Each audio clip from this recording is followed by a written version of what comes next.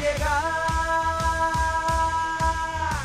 నిండు సూర్యుడలెరా నిప్పు చింది మండరా ఓటమన్న పదమే నిన్ను చూసి బెదరా మెరుపు మల్లె వెలుగ తెచ్చి లోకమంతా నిలబడరా నింగికి నేలకి వంతెన వైను వరిలోన సాధించు నీకన విజయం మనసుల్లో పట్టిన చెదలను జరపగా అడ్డంటూ లేకుండా పరుగున చొరబడు చలో చలో నీకై పడో లేదో ఎల్లే క్షణం క్షణం శ్రమించరా నీకై నువ్వే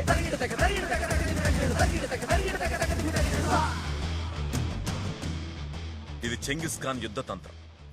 కొద్దిమంది సైనికుల్ని పెట్టుకుని పెద్ద పెద్ద సైన్యాలతో యుద్ధం చేయడానికి ముందు ఆయన ఎప్పుడూ కొన్ని వదంతుల్ని నమ్మేవాడు. శత్రువుల్ని భయపెట్టేలా చేయడం అదే విజయానికి మొదటి మెట్టు. చూడరా పాఠాలెన్నో నేర్పదా ఓర్పే నీజతుండగా భయమే లేదు సోదరా మెదడే పదును పెట్టరా కృషినే నువ్వు ఇక నమ్మరా ఫలితం సొంతమేనురా సులువుగానే ఏది రాదురా.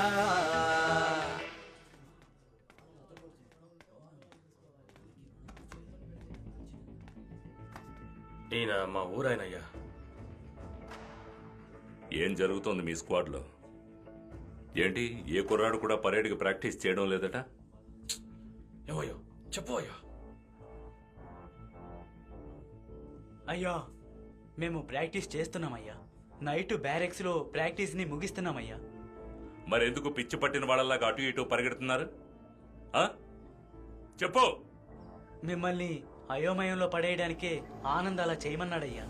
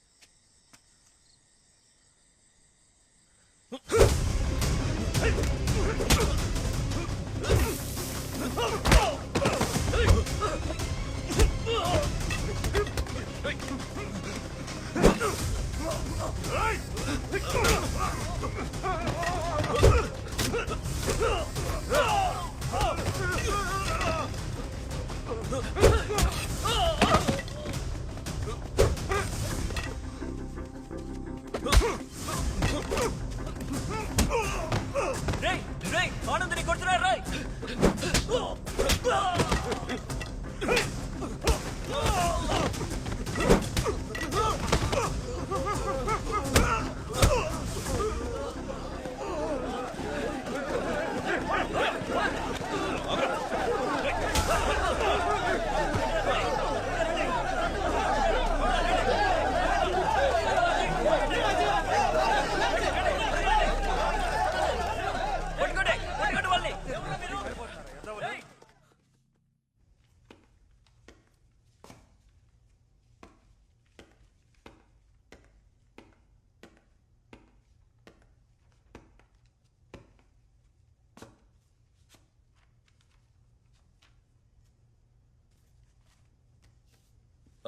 అయ్యా లేవదు. ఎవరు నిన్ను కొట్టింది? చలమయ్య గారు పిలిచారని వెళ్ళాను. ఆయనతో మాట్లాడి తిరిగి వస్తూ ఉంటే సడన్ గా ఒక టీం అటాక్ చేసింది. నేను కూడా నేనెవరో తెలియకుండా కొడుతున్నారని అనుకున్నాను. కానీ కొట్టిన వాళ్ళంతా కారుని గురి చేసి కొట్టారు. అప్పుడే తెలిసింది కొట్టమని చెప్పింది ఈశ్వరమూర్తి అని. ఇప్పుడే కమాండెంట్ అడిగి వెళ్ళారు. కొట్టింది ఎవరో చెప్పు, ఇమీడియట్ గా యాక్షన్ తీసుకుంటానన్నారు. నేను చెప్పలేదయ్యా. ఎందుకు తెలుసా? ఇంతవరకు ఓటమిని చవిచూడని ఈశ్వరమూర్తి ఓటమి పాలై ఆ గ్రౌండ్ లో నిల్చున్నప్పుడు ఆ ముఖాన్ని చూడాలని ఆశగా ఉంది. అందుకేనయ్యా చెప్పలేదు. కాలుకి దెబ్బ తగిలింది కదా, కొంచెం జాగ్రత్తగా ఉండు. అయ్యా ఒక్క నిమిషం. మీరందరూ రంగంలోకి దిగే కదా గెలిచారు. నేను మాత్రం రంగంలోకి ఎందుకు దిగకూడదు అనుకుంటున్నారు? రంగంలోకి దిగకూడదని నేను అనుకునేంత పెద్దవాడివి కాదు నువ్వు. నువ్వొక మనిషివి, మీదంతా ఒక స్క్వాడ్. నాతో సమవుజ్జిగా మాట్లాడతారా? నాకు నువ్వు పోటీ అని చెప్పుకుంటున్నారు. అది నాకు చాలా అవమానంగా ఉంది. ఈ పరేడ్లో నా ముందు నిలబడ్డానికి కూడా మీకు అర్హత లేదు. మీ ముందు నిల్చోడానికి అర్హతే లేని మేము గెలిస్తే ఇంతవరకు నన్నెవరూ ఓడించిందే లేదు. నేను ఉన్నంత వరకు ఎవరూ నన్ను గెలిచే అవకాశమే లేదు. మిమ్మల్ని గెలిస్తే మిగతా వాళ్ళని చంపడానికి ఒక పెరేడ్ అంటూ తీసుకుంటారు కదా, అది ఇకపై గ్రౌండ్లోకి దిగి బతికినంత కాలం ఆ పెరేడ్ని చేయడానికి వీల్లేదు. మేము ఓడిపోతే మీరు మొదటి రోజు చెప్పినట్టుగా నేను జీవితాంతం వేసుకోవాలని ఆశపడ్డ ఖాకీ చొక్కాని వదిలేసి వెళ్ళిపోతాను. పందానికి సిద్ధమా మిస్టర్ ఈశ్వరమూర్తి? ఇలాంటి చిల్లర పందాలకు నేను రాకూడదు. కానీ నువ్వు ఖాకీ చొక్కాను వదిలేస్తానన్నావుగా, నేనొస్తా. ఓడిన తర్వాతేరా సింహం. ఓడితే నువ్వు చొక్కావు తీసేస్తావుగా, నేను తీసేస్తాను. రా. ఏంటానంద్, నువ్వు ఎంతో తెలివైన వాడు అనుకుంటే ఇలా అనేసావు. కాంపిటీషన్లో ఈశ్వరమూర్తి పరేడ్ ఎలా ఉంటుందో నీకు తెలుసా? పోటీలో ఓడిపోయినా పోలీస్ అవ్వడానికి ఒక ఛాన్స్ ఉంటుంది. ఇప్పుడు దాన్ని పోగొట్టుకుని అతనితోనే పందెం కట్టి నిలబడ్డావురా. అయ్యా, కళ్ళ ముందు జరుగుతున్న తప్పుని ఇదేంటి అని అడగకుండా కాకి చొక్కా వేసుకుని ఓ సాధారణ పోలీసులా ఇక్కడి నుంచి వెళ్ళలేను. ఇకపై ఇంకొక చిన్నాను చావకూడదు, ఇంకొకడు బిల్డింగ్ పై నుంచి దూకకూడదు, శిక్షణకు భయపడి ఇక్కడి నుంచి ఎవడు పారిపోకూడదు. ఎన్నో కొత్త కొత్త విషయాలు నేర్పించాల్సిన ఈ శిక్షణ కార్యాలయంలో పోటీ కోసం మాత్రమే శిక్షణ ఇస్తున్న ఈ అధికారుల్ని నేను అడుగుతాను. ఆ అధికారులకి కొమ్ము కాస్తున్న ఈశ్వరమూర్తి గెలుపుని నేను అడ్డుకుంటాను. అందుకు మా అందరికి లభించిన అవకాశం ఈ పోటీ. నన్ను మాత్రమే నమ్ముకుని నేను ఈ పందెం కాయలేదు. నా ముందు నా తండ్రి చలమయ్య ఉన్నాడనే ధైర్యంతోనే నేను ఈ పందెం కట్టాను. 150 ఏళ్లుగా చొక్కా కూడా మార్చలేని డిపార్ట్మెంట్ని నువ్వు మార్చాలనుకుంటున్నావు.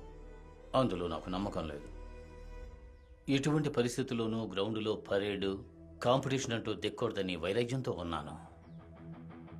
ఇప్పుడు నా కొడుకు ఆనంద్ కోసం దిగుతాను.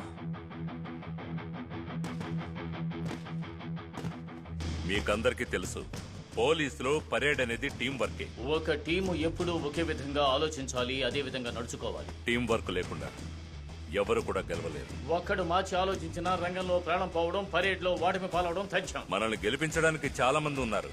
అందులో ముఖ్యమైన వాడు మురళి. పాఠాలెన్నో నేర్పదా ఓర్పే నీజతుండగా, భయమే లేదు సోదరా, మెదడే పదును పెట్టరా, కృషినే నువ్వు ఇక నమ్మరా, ఫలితం సొంతమేనురా, సులువుగనే ఏది రాదురా. లింగికి నేలకి వంతెన వైను వరిలోన సాధించు నీకన విజయం, మనసుల్లో పట్టిన చెదలను చెరపగా అడ్డంటూ లేకుండా పరుగున చొరబడు. చలో చలో నీకై పడో లేదో ఎల్లే క్షణం క్షణం శ్రమించరా నీకై నువ్వే. మురళిని పెట్టుకొని మనం ఎలా గెలవగలం? ఒకసారి సరిగ్గా చేస్తున్నాడు, ఒకసారి తప్పుగా చేస్తున్నాడు. ఆనందని వాడు ఓడించేస్తాడు. వాడేమో కాలుకి గాయమై పడున్నాడు. ఎప్పట్లాగానే ఈశ్వరమూర్తినే గెలవని మీరు వాడితో చెప్పండి అన్నా.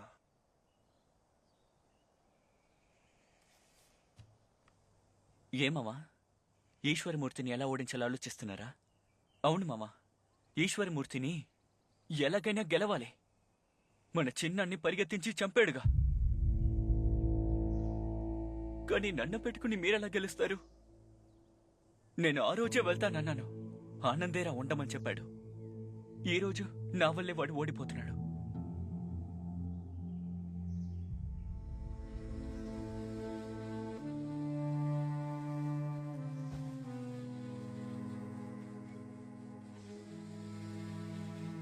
ఈ ఒంటితో నేనెలారా పరేడ్ చేస్తాను?